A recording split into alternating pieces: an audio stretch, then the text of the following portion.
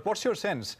If the intention of the circular from SEBI is not prohibiting Indian origin people from getting overseas money into the country, managing that money, I mean, this surely will get sorted out. What's the road ahead, according to you?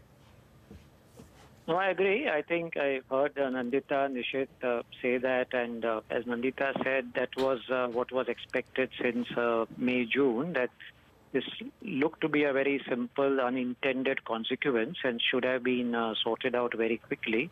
But for some reason, it is not. I think if I just were to, step back, and it was a very good discussion, as you said. I think, in my view, what is happening is that the objective of, to use the word into inverted commas, trying to police this so-called or alleged money laundered funds with governance of the fund management industry have got a bit confused here in this circular. And what I mean by that is, if the intention, and nobody can deny that, that objective should be there with any regulator, that you want to prevent money laundering, for example. And as Nandita pointed out, you have the PMLA. What is the objective of that? The objective of that is to catch hold of a person who has allegedly misappropriated or siphoned off funds. And after that, the law takes over. As opposed to what the circular, unintentionally no doubt, seems to be doing is actually shutting down that business altogether. You just cannot do it. It's proscribed. It is prohibited. I think that is the issue. The issue is not about compliance. The issue is not about KYC. The issue is not about pinpointing and with specificity who is that individual which you found from your investigation has indulged in some wrongdoing. Go after it. The point is, you don't want to shut down the whole window, the whole channel, which, as the representation says, could impact $75 billion being managed by people of Indian origin, when you believe that maybe $1 billion out of that could be such funds, for example. Sure. Unless you believe the other way around. So that is the issue. But, sir, allow me to ask a question, a very fundamental one.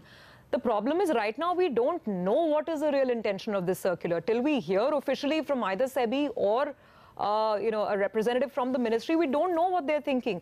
If, and I'm saying if, the intention indeed is to make sure that no Indian origin fund manager can have more than 10% or 25% or 10 or 15%, depending on the thresholds.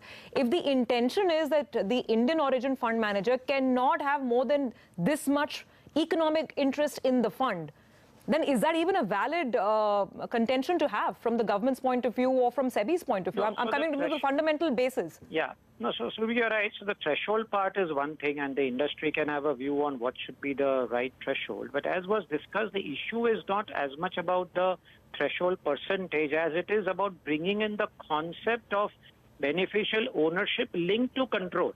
And that is where the main crux of the issue is, that in your quest to try and, police this alleged movement of funds or round-tripping of funds from India back in, you are now prescribing that anyone of Indian origin,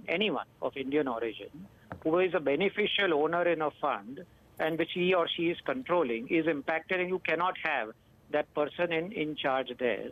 So, well, even if those funds don't close down, you will basically replace them with pure foreigners. So what is the purpose being served?